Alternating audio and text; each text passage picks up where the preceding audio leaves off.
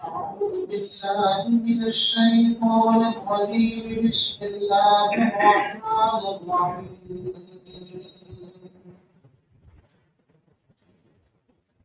وما كان لمؤمن أن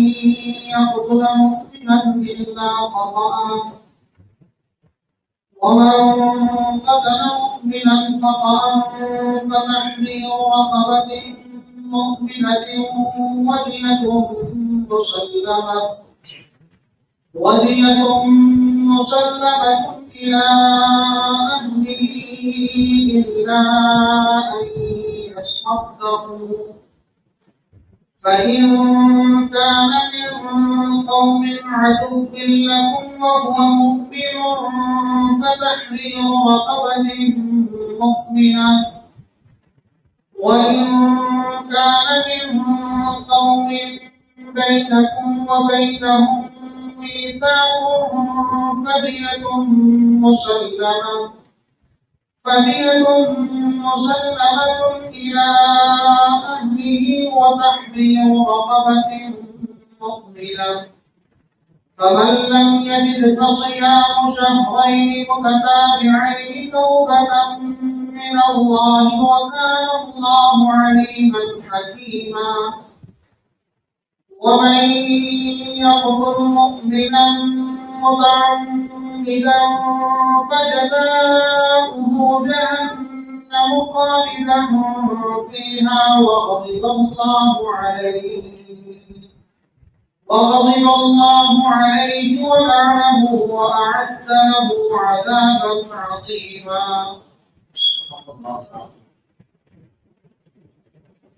وما كان لمؤمن، اور نہیں ہے مناسب کسی مومن کے لیے ان یقتل مؤمنا کہ وہ قتل کرے کسی مومن کو الا خطأ مگر غلطی سے، ومن قتل مؤمنا خطأ، اور جس نے قتل کر دیا کسی ایمان والے کو غلطی سے، فتحریر رقبۃ مؤمنۃ، بس آزاد کرنا ہے ایک گردن جو ایمان والی ہے، فدیۃ، اور مالی معاوضہ ہے، مسلمۃ، جو سپرد کیا ہے، الی اہلہ، اس مقتول کے ورثاء کی طرف، الا ان یصدقوا، مگر یہ کہ وہ معاف کریں، فإن کان من قوم، پس اگر وہ مقتول ایسی قوم سے ہے، عدو لکم، جو تمہاری دشمن ہے، تو وہ مؤمن، اور اس حال میں کہ وہ مقتول ایمان والا تھا، فتحریر رقبۃ مؤمنہ، پس آزاد کرنا ہے ایک مومنہ گردن، وَإِنْ كَانَ مِنْ قَوْمٍ، اور وہ مقتول اگر ایسا ہے، بَيْنَكُمْ وَبَيْنَهُمْ مِيثَاقٌ، یعنی ایسی قوم سے ہے کہ تمہارے اور ان کے درمیان کوئی معاہدہ ہے، فدیۃ مسلمۃ، پس مالی معاوضہ ہوگا جو سپرد کیا جائے گا، الی اہلہ، اس کے ورثاء کے، وتحریر رقبۃ، اور آزاد کرنا ہے ایک گردن کو، مؤمنہ، جو ایمان والی، فمن لم یجد، پس جو شخص نہ پائے گردن آزاد کرنے کو، تو فصیام شہرین، پس روزے ہیں 2 مہینے کے، متتابعین، مسلسل، توبۃ من اللہ، یہ توبہ ہے اللہ تعالیٰ کی طرف سے، وکان اللہ، اور اللہ تعالیٰ علیما، علم والا ہے، حکیما، حکمت والا ہے. ومن یقتل مؤمنا متعمدا، اور جس شخص نے قتل کر دیا کسی ایمان والے کو جان بوجھ کر، فجزاؤہ جہنم، بس اس کا بدلہ جہنم ہوگا، خالدا فیہا، ہمیشہ ہمیشہ رہے گا اس میں، وغضب اللہ علیہ، اور اللہ تعالیٰ ناراض ہوگا اس پر، ولعنہ، اور اس پر لعنت کرے گا، وأعد له عذابا عظیما، اور اس کی تیار کرتا ہے اس کے لیے بہت بڑا عذاب. اسلام میں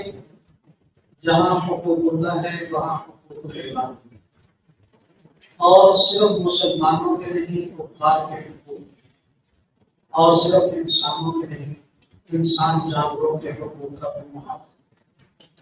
جناب نبی کریم صلی اللہ علیہ وسلم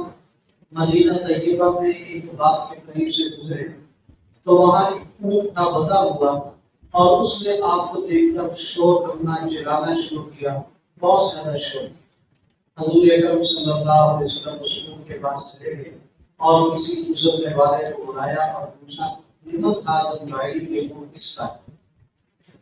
اس نے بتایا کہ رجل من الانصار کے گناہ آدمی کا یہ ہے، تو میں اس کے مالک کو میرے پاس جلدی سے بلانا ہے۔ فرمایا کہ تیرا پوت 3 شکایتیں تیری کرتا ہے، ایک یہ کہ تو اسے پانی پلانے میں تاخیر سے کام لیتا ہے، اور دوسرا یہ کہ چارہ ڈالنے میں بہت سے کام لیتا ہے تھوڑا ڈالتا ہے، اور تیسرا یہ کہ تو اسے دودھ میں بندہ چھوڑ دیتا ہے، سائے میں کرنے میں تاخیر کرتا ہے۔ تو آگے ارشاد فرمایا اتقوا اللہ فی ہذہ البہائم، ان چھپاؤں کے معاملے میں بھی اللہ تعالیٰ سے ڈرو۔ معلوم ہوا کہ اگر جانور کے حقوق بھی نہیں ادا کر رہا کوئی شخص تو قیامت کے دن اس پر بھی بات ہوگی اور اس پر بھی محاسبہ کیا جا سکتا ہے۔ تو پھر انسانوں کے حقوق کے اسلام نے بہت زیادہ بیان فرمایا۔ اس رکوع میں مسلمانوں کے حقوق بھی ہیں اور اس رکوع میں کفار کے حقوق بھی ہیں، اور انسانی جان ہونے کے ناطے سے بعض کافر ایسے ہیں کہ جن کے قتل کا معاوضہ دیا ہے۔ کچھ تو احکامات اس رکوع میں ہیں اور کچھ احکامات احادیث مبارکہ کے موجود ہیں۔ مثلا قتل عمد کا یہاں پر حکم بھی بیان کیا گیا، صرف اور کی سزا کا ذکر کیا گیا۔ اگر جان بوجھ کر کوئی آدمی کسی مسلمان کو قتل کرے یا ذمہ سے مراد وہ کفار جو ہمارے ملک میں باقاعدہ نیشنلٹی یافتہ ہیں اور ہمارے قوانین کا لحاظ کرتے ہیں، ان کو قتل کرے تو قصاص اس کو بھی قتل کر دیا جائے۔ لیکن یہاں جو بیان کیا جا رہا وہ صرف قتل خطا ہے۔ فرمایا ما کان للمؤمن ان یقتل مؤمنا الا خطأ، کسی مسلمان کے لیے مومن کے لیے یہ تو روا اور جائز ہے ہی نہیں کہ کسی مومن کو قتل کرتے الا خطأ، مگر غلطی کے ساتھ۔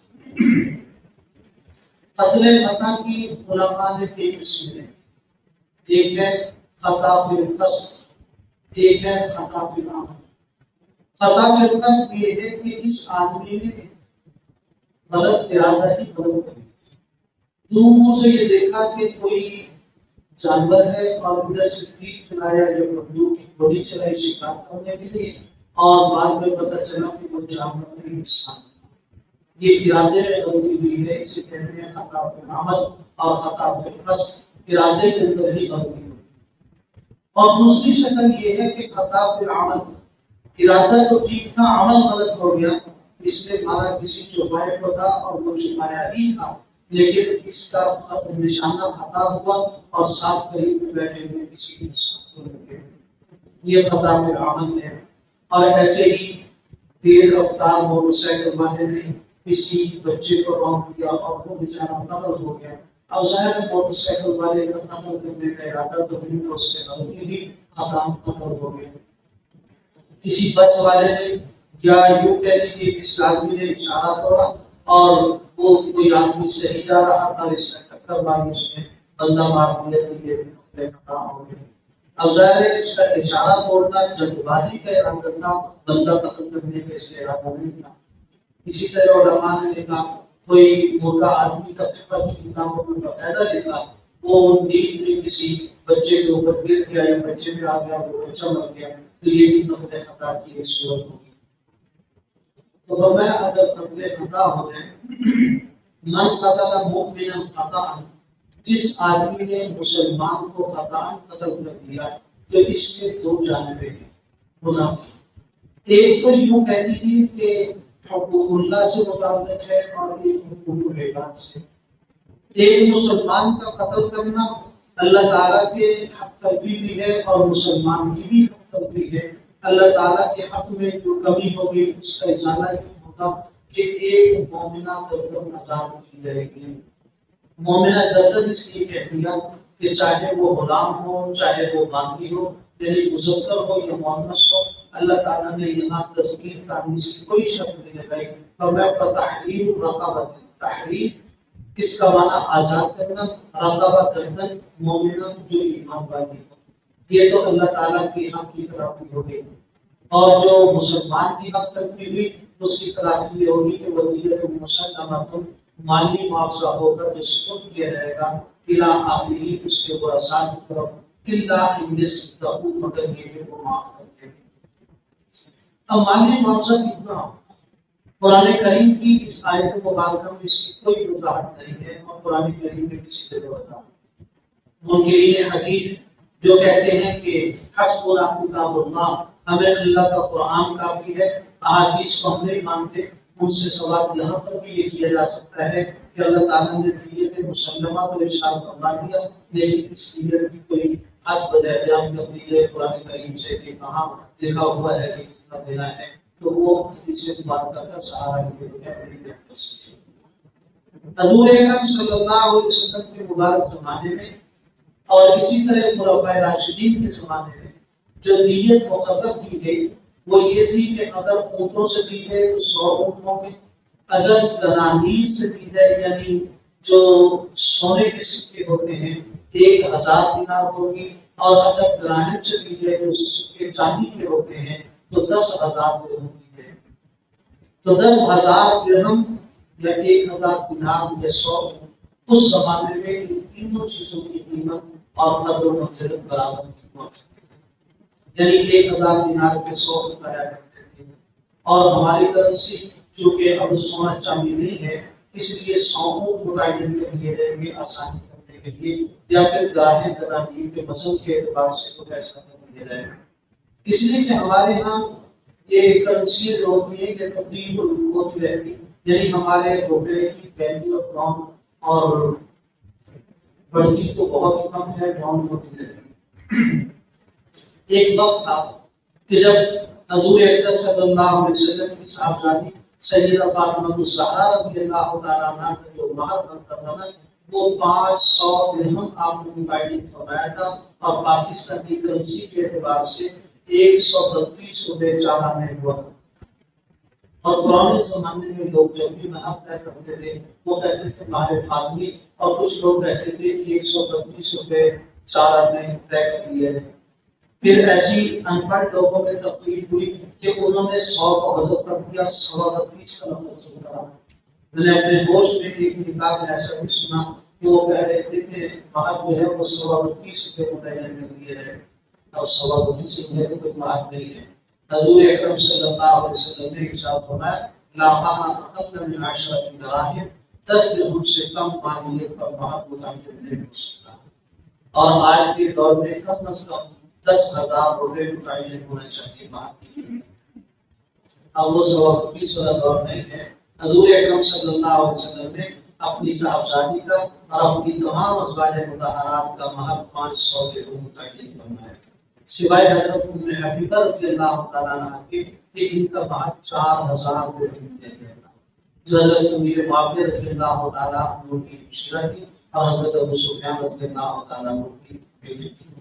اور اس کی وجہ بھی یہ بن گئی تھی کہ حضرت ام حبیبہ رضی اللہ تعالیٰ عنہ ہجرت کر کے حبشہ میں گئی ہوئی تھی، اور مسلمان مکے والوں سے مظالم سے تنگ آ کے حبشہ کی طرف ہجرت کر گئے،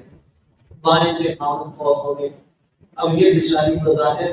دنیاوی اعتبار سے بے سہارا رہ گئی، کیونکہ خاندان میں اور کسی نے ایمان قبول نہیں کیا، اور خاندان کے لوگ بڑے سخت مزاحم تھے، یعنی جب وہ اسلام لے کر آئے تو اسلام کے معاملے میں بھی بڑے ٹھوس اور مضبوط تھے، اور جب تک اسلام نے قبول کیا تو کفر کے معاملے میں بھی بہت سخت تھے۔ حضور اکرم صلی اللہ علیہ وسلم کے ذہن میں یہ خدشہ تھا کہ یہ بچی کو اب واپس قبول نہیں کریں گے، وہ بچی کہاں جائے گی۔ حضرت شرحبیل بن حسنہ رضی اللہ تعالیٰ عنہ ہجرت کر کے حبشہ میں تشریف لے جا رہے تھے۔ حضور اکرم صلی اللہ علیہ وسلم نے فرمایا ام حبیبہ بیوہ ہو گئی ہیں، جب ان کی عدت گزر جائے تو میری طرف سے ان کو پیغام نکال دے دیں، اور اگر وہ نکاح کے پیغام کو قبول کرے تو میری طرف سے آپ کو اجازت ہے میرا نکاح پڑھ دینا، وہاں پر اجازت میری طرف سے کر لینا۔ حضرت شرحبیل بن حسنہ رضی اللہ تعالیٰ عنہ تشریف لے گئے، حضرت ام حبیبہ رضی اللہ تعالیٰ عنہ کی عدت پوری ہوئی تو انہوں نے پیغام نکاح حضور اکرم صلی اللہ علیہ وسلم کی طرف سے دیا، تو انہوں نے بہت زیادہ خوشی کا اظہار فرمایا کہ میرے لیے اس سے بڑی سعادت کیا ہو سکتی ہے۔ اور یہ نکاح بھی عجیب طریقے سے ہوا کہ نجاشی یہ حبشے کے ہر حکمران کو کہتے تھے، ان کا نام حضرت اسمہا رضی اللہ تعالیٰ عنہ، انہوں نے ایمان قبول کیا، حضور اکرم صلی اللہ علیہ وسلم کو مبارک زمانہ پایا، لیکن حضور کی زیارت کے شرف سے شرف نہیں ہو سکے۔ اللہ صاحب اکرام رضوان اللہ علیہ اجمعین کی زیارت کی ہے۔ تو خطبہ نکاح حبشے کے حکمران نے پڑھا اور ایجاب تو تھا وہ حضرت ام سلمہ رضی اللہ تعالیٰ عنہ نے کی، اور قبول حضرت شرحبیل رضی اللہ تعالیٰ عنہ نے حضور اکرم صلی اللہ علیہ وسلم سے۔ تو حضرت نجاشی نے یعنی اسمہ نے اپنی جیب سے 4000 درہم نکال کر حضور اکرم صلی اللہ علیہ وسلم کی جانب سے حضرت کو مال دیا۔ تو ان کا مال 4000۔ تو بات دوسرے کی میں کہہ رہا تھا کہ مہر کی مقدار بھی شریعت میں متعین کی اور اسی طرح دیگر کی مقدار میں متعین کی، لیکن فرمایا الا ان يصدقوا، مگر یہ کہ برا صاحب معاف کرتے۔ برا صاحب میں کون کس طرح معاف کرے گا؟ یہ دیکھیے سارے برا صاحب کو اسی طرح ملے گی جس طرح چوتھے پارے کے آخری سے پچھلے رکوع میں سچ بیان ہو چکے کہ اس حصے کے ساتھ وراثت ملے گی جس میں وراثت۔ تو جو معاف کرتا چلا جائے گا اس کے حصے میں جتنی دیت آنی تھی اتنی قاتل کو معاف ہونی چاہیے۔ یہ تو ہے عام مسلمان کا حکم، اور اسی حکم کے اندر سے لوگ بھی آ جائیں گے۔ اب ہمیں فَإِنْ كَانَ مِنْ قَوْمٍ عَدُوٍّ لَكُمْ، اگر بندہ اس قوم سے ہے کہ جس سے تمہاری دشمنی ہے، وَهُوَ مُؤْمِنٌ، لیکن وہ بندہ مومن ہے۔ مثال کے طور پہ ہندوستان میں لوگ رہتے ہیں اور وہاں ہندو ہیں، سکھ ہیں۔ ہندو اور سکھوں میں سے کوئی آدمی ایمان قبول کر لے، اب ہے ایسی قوم کا جن کے ساتھ ہماری دشمنی ہے، وہ دارالحرم میں رہتے ہیں، ہم دارالاسلام میں رہتے ہیں، اور بندہ وہ مومن تھا، ادھر سے بارڈر پہ رہنے والے کسی آدمی نے تیر یا بندوق کی گولی چلائی اور غلطی سے اس مسلمان کو لگ گئی، تو اب دیت کا کیا حکم ہوگا؟ دیکھو اس میں حقوق اللہ میں کبھی بھی ہے، حقوق العباد میں نہیں، چونکہ بندوں کے جو حقوق تھے وہ ان کے ورثاء کا حق جو دیت میں بنتا تھا کافر ہونے کی وجہ سے ساتھ ہوا،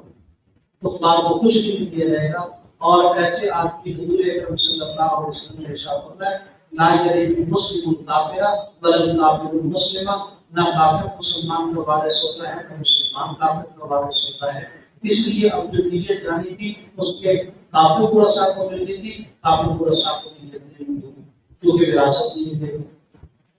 تو فرمایا صرف اتنا کرنا ہے فتحریر رقبۃ مؤمنہ، ایک مومنہ گردن کو آزاد کر دینا ہے۔ یہاں دیت کا مسئلہ نہیں ہوگا کیونکہ بندہ مومن ہے اور اس کے ورثاء سارے کافر ہیں، اور ہیں بھی ایسے کہ جو دارالاسلام میں نہیں رہتے، ہماری دشمنی چل رہی ہے۔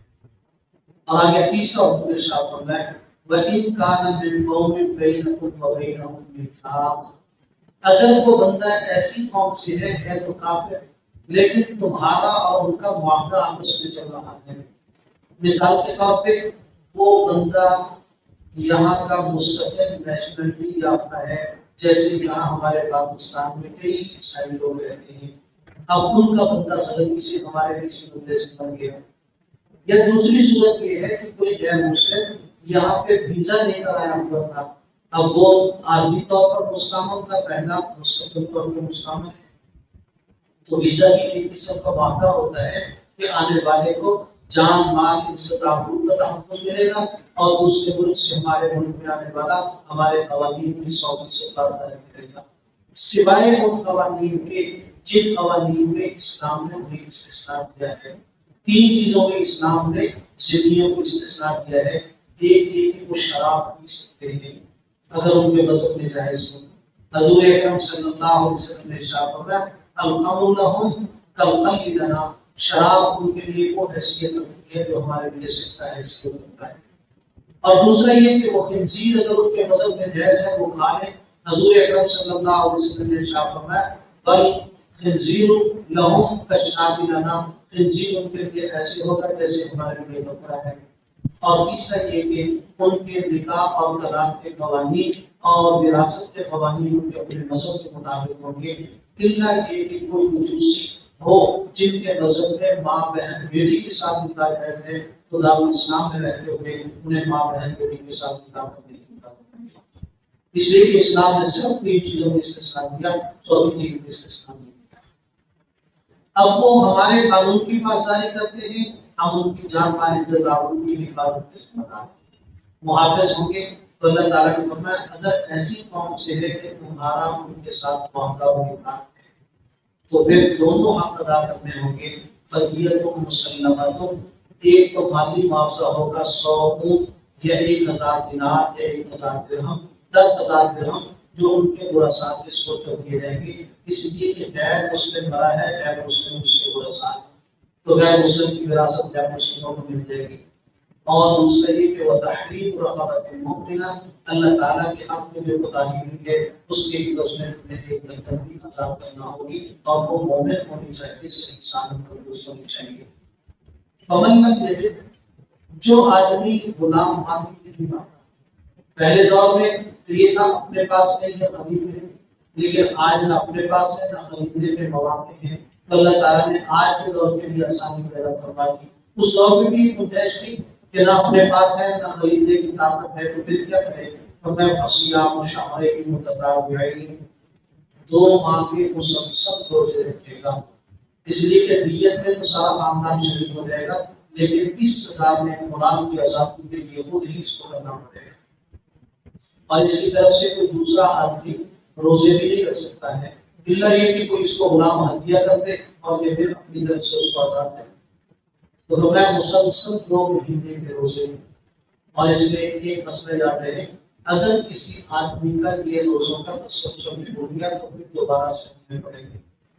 کسی نے مثلاً 40 45 50 55 روزے ہوئے اور ایک روزہ چاہے بیمار ہونے کی وجہ سے چھوڑ دیا، دوبارہ اس آدمی کو پھر سے 7 روزے رکھنا ہوں گے۔ لیکن خواتین اس سے ایک صورت میں مستثنا ہوں گی، اگر خاتون سے قتل خطا ہو گیا تو وہ ایام ماہواری میں مستثنا ہوں گی کہ ماہواری کے ایام میں وہ روزہ چھوڑ دے، جیسے ہی ماہواری کے ایام گزرے گے تو اس عورت کے پھر مسلسل روزے شمار ہوں گے اور یہ شروع کر دے گی۔ اس لیے کہ مرد کو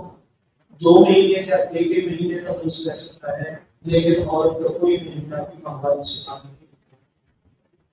تو فرمایا مسلسل 2 مہینے کے روزے، توبۃ من اللہ، یہ اللہ کی طرف سے توبہ کی صورت ادا کی گئی ہے۔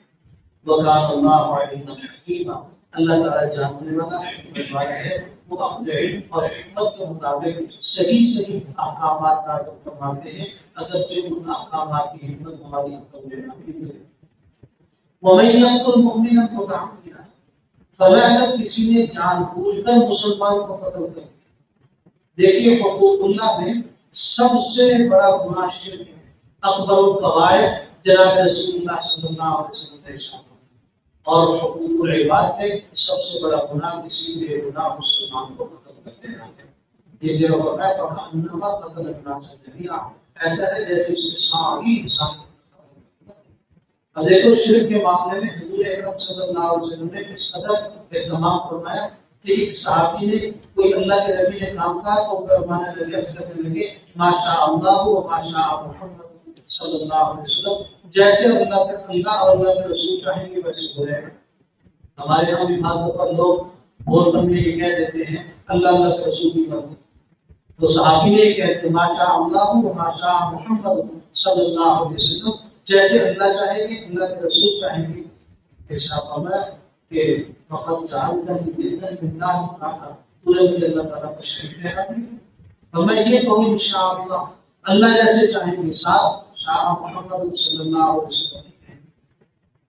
ہاں البتہ شریعت کے حکم کے بارے میں اکٹھا کہا جا سکتا ہے کہ اللہ اور اللہ کے رسول کا یہ حکم ہے، اس لیے کہ حضور اکرم صلی اللہ علیہ وسلم کے بارے میں قرآن کریم نے فرمایا من یطع الرسول فقد اطاع اللہ، جس نے رسول صلی اللہ علیہ وسلم کی اطاعت کر لی تاکہ اس نے اللہ تعالیٰ کی اطاعت کرے۔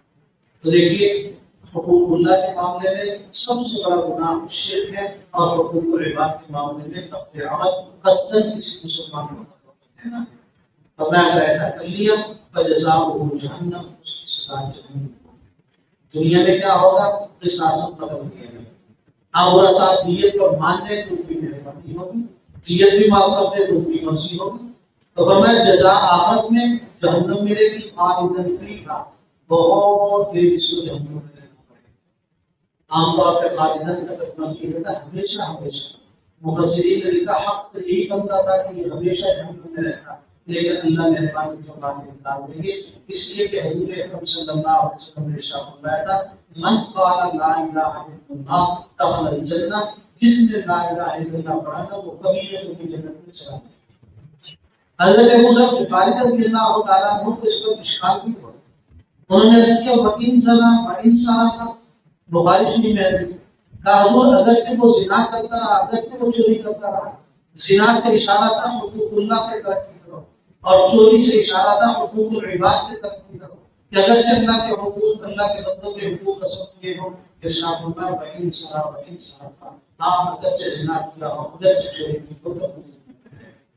حضرت ابو ذر غفاری رضی اللہ عنہ نے دوبارہ پوچھا، پھر آپ نے یہی ارشاد فرمایا، سبارہ پوچھا، پھر ارشاد فرمایا، پھر ساتھ میں فرمایا وَإِبْرَاهِيمَ أَنْفُ أَبِي ذَرٍ دَخَلَ الْجَنَّةَ، ابو ذر کی ناک خاک ابو کی جو ہے کبھی جنت میں، یعنی آپ نے ڈانٹ دیا کہ تو نہ بھی چاہے نا، ناک بھی رگڑ لے کہ نہ جائے تب بھی جائے۔ حضرت ابو ذر غفاری رضی اللہ تعالیٰ عنہ جب بھی اس حدیث مبارکہ کو یاد فرماتے، صاحب فرماتے کہ آپ اپنے حدیث میں فرمایا تھا وَإِبْرَاهِيمَ أَنْفُ أَبِي ذَرٍ دَخَلَ الْجَنَّةَ، ابو ذر کی ناک خاک ابو کی جو ہے کبھی جنت میں۔ تو اس لیے دیر تک جہنم میں رہنا ہوگا، لیکن کبھی نہ کبھی چلتا ہے۔ تو میں بہت اللہ علیہ قیامت کے دن اٹھے گا اللہ اس کا ناراض ہو، یہ بہت زیادہ کام کرتے ہیں۔ وَلَعَنَهُ، لعنت کا جو بھی معنی ہے رحمت سے دور کرنا، اسی لیے کسی مسلمان کو یہ نہیں کہنا چاہیے تم پہ لعنت ہو، ہمارے یہاں تو لعنتوں کی تعداد میں ڈال دیتے ہیں، بہت سخت گناہ، بہت سخت گناہ ہے۔ لعنت کا معنی ہوتا ہے اللہ تجھے اپنی رحمت سے دور کرے۔ یہ تو کسی کافر کو بھی دعا نہیں دینی چاہیے، دعا نہیں دینی چاہیے سوائے اس صورت کے کہ اس کافر کا کفر پر خاتمہ قطعی یقینی طور پر معلوم ہے، اور وہ صرف وحی کے ذریعے معلوم ہو سکتا ہے۔ آج کل ہمیں کسی کافر کو کیا پتہ؟ تو اس لیے کسی مسلمان پر لعنت کے لفظ کہنا بہت بڑا گناہ ہے، نہیں کہنا چاہیے۔ تو فرمایا وَلَعَنَهُ، اللہ قیامت کے دن اس کو اپنی رحمت سے دور رکھے، وَأَعَدَّ لَهُ عَذَابًا عَظِيمًا، اور اللہ تعالیٰ نے ایسے شخص کے لیے بہت بڑا عذاب تیار کر رکھا ہے۔ اللہ تعالیٰ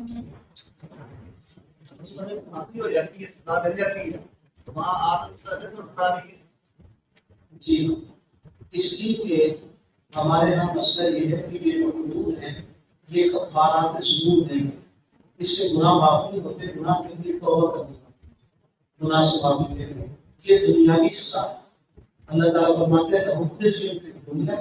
یہ ان کی دنیا میں سزا ہے، وَلَهُمْ فِي الْآخِرَةِ عَذَابٌ عَظِيمٌ، آخرت میں پھر عذاب ہوگا۔ آخرت میں اگر بچنا ہے تو توبہ کریں، دنیا میں معاصی کرنے سے دنیا میں گناہ ہوگا۔ الحمدللہ رب العالمین الرحمن الرحیم مالک یوم الدین